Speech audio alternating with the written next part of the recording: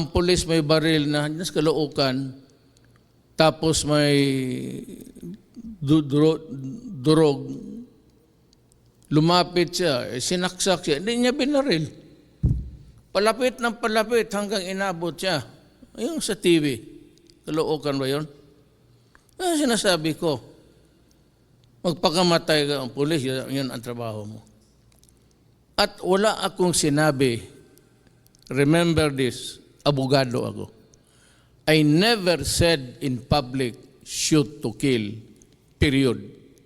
Sinabi ko, always yan.